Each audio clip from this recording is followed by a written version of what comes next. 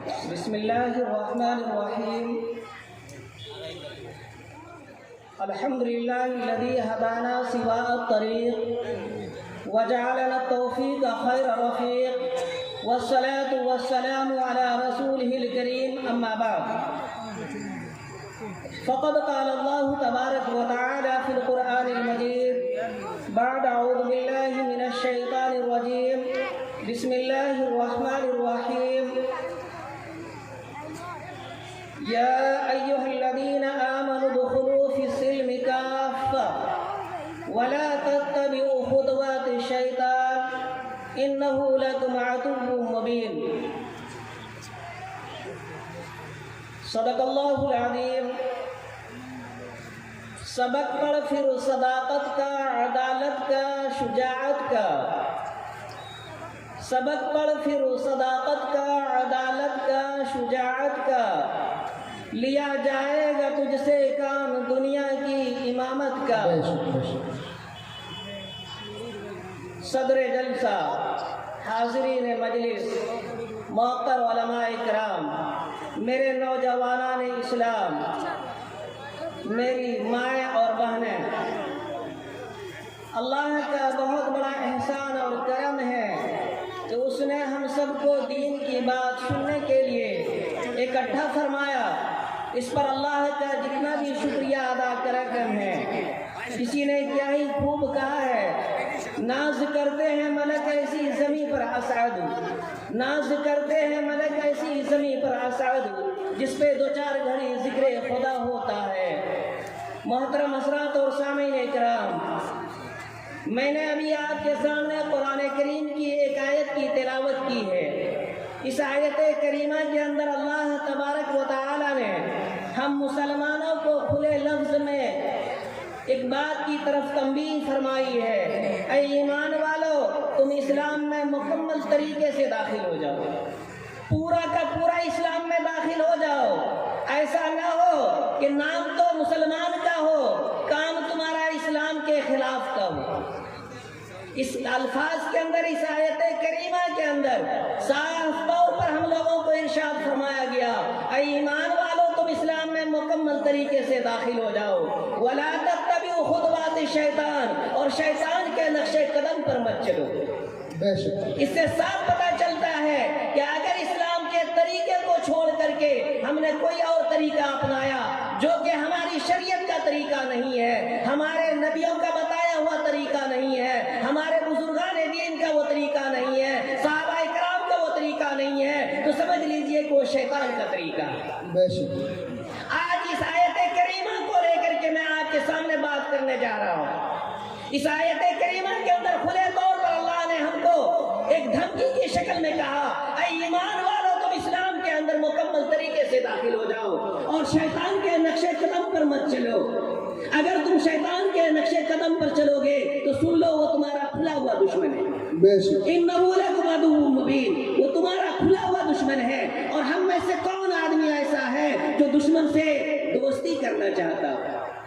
کون آدمی ہے جو دشمن کی بات پر چلنا چاہتا ہے؟ ہم میں سے ہر ایک آدمی یہ چاہتا ہے کہ ہم جو ہے دشمن سے بچ کر کے اپنی زندگی گزاریں گے. اور اللہ تبارک و تعالی جس نے ہم کو اور آپ کو ساری دنیا کو بنایا، وہ کھلے طور پر یہ کہہ رہا ہے کہ اگر اسلام کے طریقے پر تم چلنے والے نہیں ہو تو یہ سمجھ لو کہ تم شیطان کے طریقے کو اپنانے والے ہو. آج ہم لوگ ہر معاملے کے اندر، ہر لائن کے اندر شریعت کو نہیں دیکھتے، بلکہ اپنی خواہش کو، اپنی منمانی زندگی کو دیکھتے ہیں. ہمارے اور آپ کے آقا محمد رسول اللہ صلی اللہ علیہ وسلم نے ارشاد فرمایا، الکیس من دان نفسہ وعمل لما بعد الموت. عقل مند انسان وہ ہے جس نے اپنے آپ کو سمجھ لیا، جس نے اپنا محاسبہ کر لیا اور مرنے کے بعد والی زندگی کے لیے انہوں نے کام کیا. ہم میں سے کون کون آدمی ہے جو اپنے کو بے وقوف سمجھتا ہو؟ ہر ایک آدمی اپنے کو عقل مند سمجھ رہا ہے، ہر ایک آدمی اپنے کو ہوشیار سمجھ رہا ہے. ہر ایک آدمی کی زبان پر یہ ہے کہ ہم سے زیادہ بدھی جیوی کوئی نہیں. ہر ایک آدمی کی زبان پر یہ بات ہے کہ ہم سے زیادہ کوئی چالاک اور ہوشیار نہیں. جب ہم ہوشیار اپنے آپ کو کہلاتے ہیں تو آقا مدنی محمد رسول اللہ صلی اللہ علیہ وسلم نے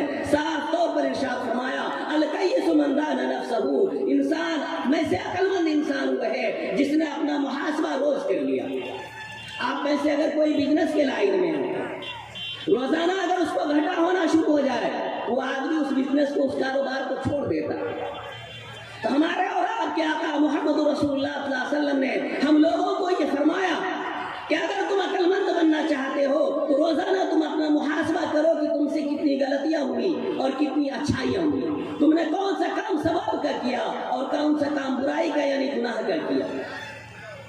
آپ سوچ سکتے ہیں اگر ہم نے ایسا نہیں کیا تو یہ سمجھ لیجئے کہ ہم جو ہے اپنی منمانی زندگی گزار رہے ہیں، اور جو آدمی منمانی زندگی گزارتا ہے، ہمارے اور آپ کے آقا محمد رسول اللہ صلی اللہ علیہ وسلم نے صاف طور پر ارشاد فرمایا والعاجز من اتبع نفسه وهوى وتمنى على الله، تم میں سے بے وقوف، ناسمجھ، غیر بدھی جیوی جو کہ پاگل ہے وہ آدمی ہے جو اپنی خواہشات نفسانی کا اتباع کرتا ہے، یعنی من میں جو کام آتا ہے وہ کام کرتا ہے، اور پھر بھی امید رکھتا ہے کہ اللہ جو ہماری مغفرت کر دے گا، اللہ کے اوپر امید لگائے گا۔ اس لیے اگر ہم لوگ عقل مند ہیں تو آپ سنیے، قرآن کریم میں صاف طور پر ہے کنتم خیر امت اخرجت للناس تعمرون بالمعروف وتنہون عن المنکر، تم بہترین امت ہو، تم لوگوں کو بھلائی کا حکم کرتے ہو اور برائی سے روکتے ہو۔ اگر ہم بہترین ہیں، اچھے ہیں، تو قرآن کریم نے ہماری تعریف کر دیا، ان اچھے لوگوں میں سے بھی خاص کر دیا۔ آقا مدنی محمد رسول اللہ صلی اللہ علیہ وسلم نے خیرکم من تعلم القرآن وعلمہ، تم میں سب سے بہترین وہ انسان ہے جو قرآن کو سیکھے اور سکھائے۔ آج جس مجلس میں آپ بیٹھے ہوئے ہیں یہ قرآن کریم کے پورا کرنے کی وجہ سے دستار بندی کا جلسہ بھی ہے، اس کو کوئی معمولی چیز آپ نہ سمجھیں، یہ بہتر انسانوں میں سے بھی بہتر چیز ہے۔ اس کی مثال آپ کو سمجھ لیجئے، کارخانے سے کاغذ تیار ہوتا ہے، اسی کاغذ سے آپ کے اخبار بھی بنتے ہیں، اسی کاغذ کے ذریعے سے آپ کی کاپیاں بھی تیار ہوتی ہے، اسی کاغذ کے ذریعے سے ہندی کے بک، انگریزی کے بک، میتھ اور سائنس کے بھی بک تیار ہوتے ہیں، سائنس میتھ ان سب کی کتابیں بھی تیار ہوتی ہے، اور اسی کاغذ سے جو ہے قرآن کریم بھی تیار ہوتا ہے۔ لیکن آپ اپنے سینے پر ذرا ہاتھ رکھ کر کے سوچئے، جب آپ قرآن کریم کے کہیں نسخے کو دیکھتے ہیں یا قرآن کریم کو دیکھتے ہیں تو اس کو کس نگاہ سے دیکھتے ہیں؟ یہ اللہ کا کلام ہے، اس کی حفاظت کرنی چاہیے، اور اس کو کس طریقے سے رکھتے ہیں؟ کپڑے میں سجا کر کے کسی اونچی جگہ پر رکھتے ہیں، اور کبھی اس کو ناپاک ہاتھ نہیں لگاتے، چونکہ قرآن کریم میں بھی ہے لا یمسہ الا المطہرون، اس کو ناپاکی کے حالت میں نہیں چھونا چاہیے۔ اس لیے ہم لوگ کیا کرتے ہیں کہ اس کو وضو کے ساتھ چھوتے ہیں، پکڑتے ہیں۔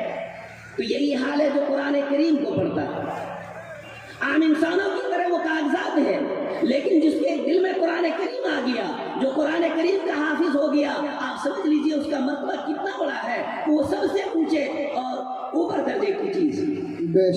آپ سمجھ سکتے ہیں، آپ کو ایک واقعہ میں سناتا ہوں، آپ سمجھ سکتے ہیں کہ یہ جو ہے کوئی معمولی چیز نہیں ہے۔ اگر ہم نے بچپنے میں یاد نہیں کیا قرآن کریم کو، یا بچپنے میں جو ہے اسلام اور شریعت کی باتوں کو نہیں پڑھا، تو پڑھنے کے لیے کوئی قید نہیں ہوئی۔ امام مالک رحمۃ اللہ علیہ مدینہ منورہ کے اندر مسجد نبوی میں حدیث کا درس دیتے تھے، قرآن کریم کا درس دیتے تھے۔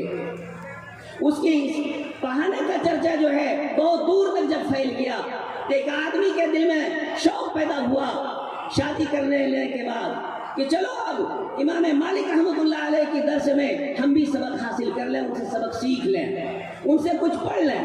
اس نے اپنی بیوی سے اجازت چاہی کہ مجھے جو ہے پڑھنے کا شوق ہے، اگر تمہاری اجازت ہو تو میں پڑھنے کے لیے مدینہ چلا جاؤں امام مالک رحمۃ اللہ علیہ کے پاس۔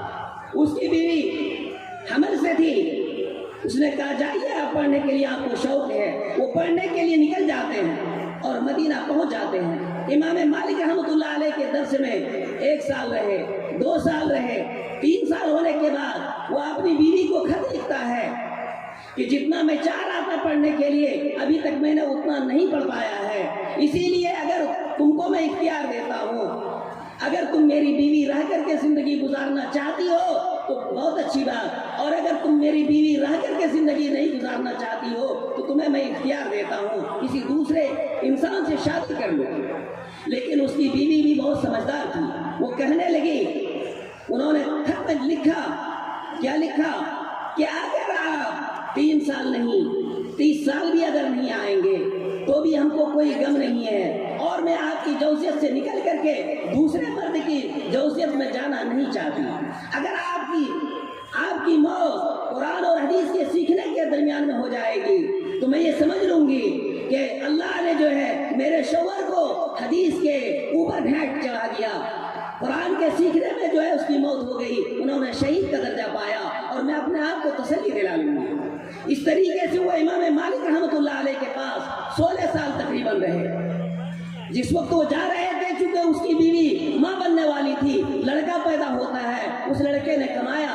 16वें साल में जब वो हज करने के लिए जाने लगा तो उसकी माँ जाते वक्त कहा, बेटा जब तुम मक्का से मदीना जाओगे, मक्का के तमाम अरकान को अदा कर लेने के बाद जब मदीना जाओगे तो मदीने में लोगों से पूछना, वहाँ पर कोई इमाम मालिक रहमतुल्लाह अलैह है, इमाम मालिक है जो कुरान और हदीस की बातें बताते हैं, पढ़ाते हैं, उनके दरसगाह में तुम्हारे अब्बा अब्दुर्रहमान इब्न कासिम होगा, उनसे मिलना, उनसे अपने हाथ में दुआएं कराना, और मेरे लिए भी जो है मेरा सलाम कहना।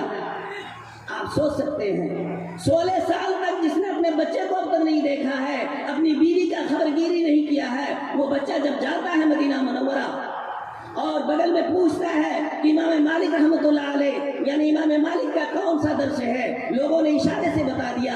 जब इमाम मालिक के क्लास में वो पहुंचते हैं, पहुंचने के बाद वो लड़का कहता है, अफीकुम अब्दुर्रहमान, तुम में से अब्दुर्रहमान इब्न कासिम कौन है? इमाम मालिक रहमतुल्लाह अलैह ने उसकी तरफ इशारा कर दिया। अब्दुर्रहमान इब्न कासिम जो है उस नौजवान की तरफ खड़ा हो जाता है। जैसे उस नौजवान की तरफ वो खड़ा होता है, एक रिवायत में ये बात आती है कि उस नौजवान ने उस इंसान को जो उसका बाप था अपने हाथ से उठाया, और उठा करके उसको जो है जिस तरीके से प्यार मोहब्बत के साथ गले लगता है, इस तरीके से लगा, और आहिस्ते से कान में कह दिया, मैं तुम्हारा बेटा हूँ, और मम्मी ने जो है आपको सलाम कहा है, माँ ने वालदा ने आपको सलाम कहा है। इतनी बात सुननी थी, क्योंकि उसने कान में कहा था। अब्दुर्रहमान इब्न कासिम रोने लगे। अब इतना रो रहे हैं कि इमाम मालिक रहमतुल्लाह अलैह भी परेशान।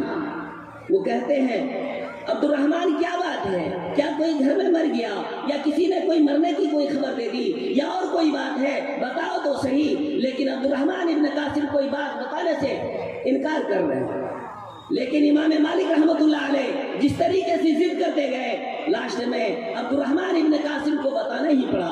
उन्होंने ये कहा, जिस वक्त आप पढ़ाना शुरू किए थे और आपकी पढ़ाई का चर्चा हमारे इलाकों तक पहुंची, मेरे दिल में भी ये शौक पैदा हुआ कि मैं भी पढ़ने के लिए इमाम मालिक रहमतुल्लाह अलैह के दरसगाह में जाऊंगा। चुनांचे मैंने बीवी से इजाजत मांगी, लेकिन मेरी बीवी उस वक्त हमल की हालत में थी। मैं आपके पास 3 साल रहा। 3 साल के बाद मैंने बीवी के पास खत लिखा कि इस तरीके से अगर तुम मेरे इख्तियार में रहना चाहती हो रहो, नहीं तो तुमको हम इख्तियार देते हैं किसी दूसरी से शादी कर लो। लेकिन उसने भी वो यानी हिम्मत के अल्फाज के साथ जवाब दिया कि 1-2 साल नहीं, 30 साल भी आप नहीं आएंगे तो भी जो है मैं आपकी जौजियत से निकलने वाली नहीं। आज ये मेरा नौजवान बेटा है जो 16 साल के बाद आज आया है, और इसने जो है मुझे सलाम कहा अपनी माँ का, और फिर वो बेटा जिसको मैं आज तक देख नहीं पाया, जिसको मैंने आज तक खिला नहीं पाया, जिसके लिए मैं कभी कोई खिलौना ला के नहीं दे सका, आज वो बेटा मेरे मुझसे गला मिल रहा है। इसलिए मेरे आंख से आंसू जो है टपक रहे हैं। अब बताइए, पढ़ने के लिए क्या कोई कैद है? कोई कैद नहीं है, जिस वक्त चाहे आप पढ़ सकते हैं। लेकिन आज हम लोग क्या सोचते हैं कि नहीं, बचपने में अगर नहीं पढ़ा तो बड़े होकर के क्या पढ़ेंगे। ये हमारा भूल है। अल्लाह के यहाँ हम लोगों से सवाल होगा, क्या दुनिया की सारी चीजों को तुम सीख रहे थे? खेती करना का कोई आदमी नहीं जानता, वो भी सीख करके या पूछ करके कि कौन सा बीज कौन सा खाद डालेंगे ज्यादा पैदावारी होगी। तो आपसे सवाल होगा, क्यों नहीं आप इल्म के बारे में पूछा और इल्म को सीख करके ज्यादा से ज्यादा नेकी कमाने वाला काम सीखते, ताकि आज आपका ऊंचा मर्तबा होता। इसलिए आज हमें जरूरत है कि इन तलबाए कराम के साथ साथ पढ़ाने वालों की भी इज्जत करें, और अपने इलाके में सबसे पहली फुर्सत ये है कि हम अपने इलाके में जो है बच्चे से लेकर के बच्चियों तक को दीनी तालीम दें, और उसके बाद ही अगर चाहें आप جو اس کو جو ہے انگریزی تعلیم دیں، لیکن سب سے پہلی فرصت کے اندر آج ہمیں بھی اور آپ کو بھی ضرورت ہے کہ اپنے بچوں کو جو ہے اسلامی تعلیم دیں۔ اگر ایسا نہیں کرتے ہیں تو سمجھ لیجئے کہ ہم نقصان اٹھانے والے ہیں اور پھر جو ہے غیروں کے طریقے کو اپنانے والے بن جائیں گے۔ میں آپ کو ایک اور واقعہ سناتا ہوں۔ آج ہمارے پاس مدارس سے مانگنے والے اور دوسرے طریقے سے سائل آتے ہیں، قرآن تو صاف کہتا ہے وَأَمَّا السَّائِلَ فَلَا تَنْهَرْ، کہ جب بھی تمہارے پاس کوئی سائل آئے، مانگنے والا آئے، اس کو مت جھڑکیے۔ اصفہان ملک کا ایک واقعہ لکھا ہے کتابوں کے اندر۔ ابھی جو ہے ایک پرچہ امارت شریعہ کی طرف سے یعنی نقیب نکلتا، اس کے اندر بھی یہ واقعہ لکھا ہوا تھا ربیع الاول کے مہینے کے اندر۔ اصفہان شہر کے اندر ایک بہت مالدار آدمی تھا، اس کے پاس کسی چیز کی کوئی کمی نہیں تھی اور اس کی بیوی بھی نہایت خوبصورت تھی۔ رات میں وہ کھانے کے لیے شوہر اور بیوی دونوں دسترخوان لگا کر کے بیٹھے ہوئے تھے۔ اتنے میں ایک سائل آیا، دروازے پر دستک دیا اور دستک دے کر کے کہا میں 2 دن سے بھوکا ہوں، مجھے کھانا دے دیجیے۔ اس نوجوان کو جو اپنی بیوی کے ساتھ کھانے کے لیے بیٹھا ہوا تھا، جن کے پاس مال و دولت کی کوئی کمی نہیں تھی، اس کو غصہ آیا اور وہ وہاں سے دسترخوان سے اٹھا اور سائل کی پٹائی کر دیا۔ سائل کو پٹائی کرنے کے بعد سائل نے نہ جانے کون سی بددعا دی کہ کچھ ہی دنوں کے بعد اس کی جو مالداری تھی وہ بھی کمی ہو گئی اور کمی ہوتے ہوتے یہاں تک آ گیا اس نے بیوی کو بھی 2-3 سال کے اندر طلاق دے دیا۔ طلاق دینے کے بعد اس کی کہیں دوسری سے شادی ہو گئی، دوسری سے جہاں شادی ہوئی، اب وہ دونوں میاں بیوی بھی جو ہے کچھ دنوں کے بعد رات میں کھانے کے لیے بیٹھے ہوئے تھے۔ رات کا ٹائم ہے، پھر کوئی سائل آتا ہے، سائل آ کر کے دروازے کو دستک دیتا ہے اور یہ کہتا ہے میں 3 دن سے بھوکا ہوں، اللہ کے واسطے مجھے کوئی کھانا دے دیجیے۔ غور سے سنیے گا، تو وہ جو نوجوان اپنی بیوی کے ساتھ کھانے کے لیے بیٹھا ہوا تھا، جہاں اس لڑکی کی دوسری شادی ہوئی، اس نے اپنی بیوی سے کہا جاؤ یہ پورا کا پورا دسترخوان سائل کے جھولے میں ڈال دو۔ جیسے ہی وہ عورت پورا کھانے کا سامان لے کر کے اس سائل کے جھولے میں ڈالنے کے لیے آئی تو کیا دیکھتی ہے، یہ تو میرا پہلا والا شوہر ہے۔ سائل نے تو غور نہیں کیا کہ میری بیوی ہے، لیکن اس عورت نے غور کیا یہ تو میرا پہلا والا شوہر ہے۔ اتنا دیکھتے ہی وہ سائل تو چلا گیا، لیکن وہ عورت وہیں رونے لگی۔ رونے کی آواز سن کر کے اس کا دوسرا شوہر وہاں پہنچ جاتا ہے۔ کیا ہوا، کہیں کچھ کہہ تو نہیں دیا سائل نے؟ کیونکہ رات کا وقت ہے، اس کے دل میں طرح طرح کے خیالات آئے، لیکن وہ عورت کہنے لگی کچھ ایسی بات نہیں، بلکہ بات یہ ہے کہ آپ جانتے ہیں میری شادی پہلے بھی کہیں ہوئی تھی، جو بہت ہی مالدار تھے، ایسے تھے ویسے تھے، ساری چیز گنایا۔ کہا میں جانتا ہوں، کہا بس یہ جو ابھی میں کھانا دینے کے لیے آئی یہ وہی سائل جو میرا پہلا والا شوہر تھا، اس لیے مجھے رونا آ رہا ہے کہ ایک وقت تھا ان کے پاس زمین جائیداد مال و دولت بہت زیادہ تھا کہ وہ اس طریقے سے آیا کہ ایک روز ایک سائل آیا تھا دروازے پر اور اس نے یہ آ کر کے کہا میں 2 دن سے بھوکا ہوں، مجھے کھانا دے دیجئے۔ میرے شوہر نے اس کی پٹائی کر دی تھی اور نہ جانے اس سائل نے کیا بددعائیں دی، جس کے نتیجے میں اس کا سارا سامان ختم ہو گیا، یہاں تک کہ اس نے جو ہے مجھے بھی طلاق دے دیا۔ تو دوسرے شوہر نے کہا اس میں کوئی تعجب کی بات نہیں، اس سے بڑھ کر کے تعجب کی بات میں آپ کو بتائے دیتا ہوں۔ کہا بتائیے کیا ہے؟ کہا وہ سائل جو مانگنے کے لیے گیا تھا، جس کی پٹائی تمہارے شوہر نے کیا تھا، وہ کوئی دوسرا نہیں تھا، میں ہی تھا۔ دوسرے شوہر نے کیا کہا؟ جس کی پٹائی تمہارے پہلے شوہر نے کیا تھا، وہ مانگنے والا کوئی دوسرا نہیں تھا، میں ہی تھا۔ اس لیے میں آپ لوگوں سے مؤدبانہ درخواست کرنا چاہتا ہوں، اگر کسی کے پاس مال و دولت ہے تو کبھی اترائے نہیں، کبھی غرور اور گھمنڈ میں نہ آئے، بلکہ کوئی اگر مانگنے کے لیے آئے خوش دلی سے ان کو دے دیجیے۔ یہ مال آج آپ کے پاس ہے، کل ہو سکتا ہے آپ کے پاس نہ رہے، سب تھاٹ پا رہ جائے گا جب لاکھ چلے گا بنجارا۔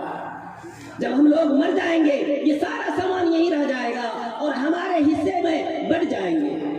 اس لیے میں آپ لوگوں سے یہی کہوں گا کہ چاہے وہ مدارس کے لائن سے مانگنے والے جائیں یا مدارس کی ضرورت ہو، مساجد کی ضرورت ہو یا ایسی کوئی مانگنے والا ہو، اس کو بالکل دھکا مت دیا کیجیے، اس کے ساتھ برا سلوک مت کیا کیجیے، بلکہ ان کو دے کر کے اگر کچھ نہ ہو دینے کا تو جو ہے ان کو اچھائی کے لفظ کے ساتھ خوش آمدید کہیے، کبھی نہیں ہے بھائی بعد میں دے دیں گے، چونکہ قرآن کریم نے صاف طور پر فرمایا وَأَمَّا السَّائِلَ فَلَا تَنْهَرْ کہ کوئی بھی سائل آئے اس کو جھڑکیے مت۔ تو میں نے جو آیت کریمہ آپ کے سامنے تلاوت کی تھی اس کے اندر صاف طور پر ارشاد فرمایا اللہ تبارک و تعالیٰ نے اے ایمان والو تم اسلام میں مکمل طریقے سے داخل ہو جاؤ۔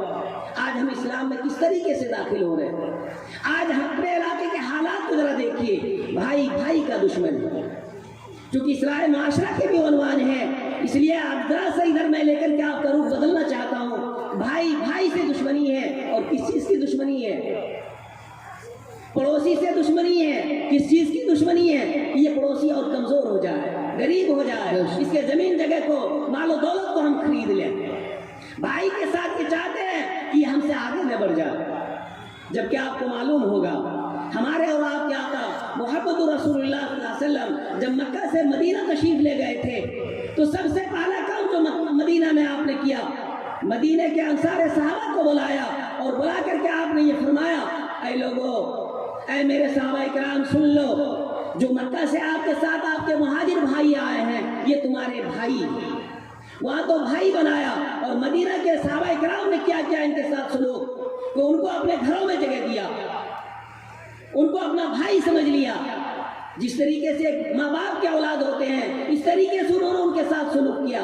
اور آج ہم کیا سلوک کر رہے ہیں؟ پڑوسی کے لیے تو ہمارے اور آپ کے آقا محمد رسول اللہ صلی اللہ علیہ وسلم نے ارشاد فرمایا کہ اگر تم اپنے گھر میں گوشت یا اور اس طرح کا کوئی اچھی چیز بناتے ہو تو اپنے پڑوسی کا بھی خیال رکھو۔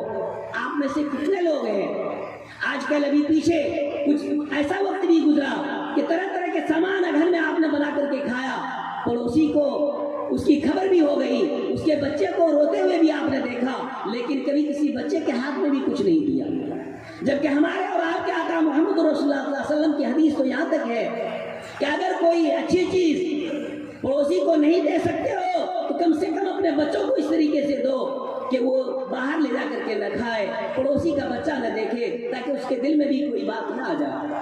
کیا ہم اس کی خبر گیری کرتے ہیں؟ نہیں، بلکہ اور دکھا دکھا کر کے کھاتے ہیں، اور یہ سمجھتے ہیں کہ بہت اچھی بات ہے کہ ایسی اگر ہوتا رہا تاکہ یہ اور جلے ہم سے۔ اس لیے آپ لوگوں سے درخواست ہے کہ اپنے پڑوسیوں کا بھی خیال رکھیں اور اپنے بھائیوں کا بھی خیال رکھیں۔ اللہ سے دعا کریں کہ اللہ تبارک و تعالی ہمیں بھی اور آپ سب کو بھی ان تمام باتوں پر کہنے اور سننے سے زیادہ عمل کی توفیق عطا فرمائے۔ آمین۔ وآخر دعوانا الحمد للہ رب العالمین۔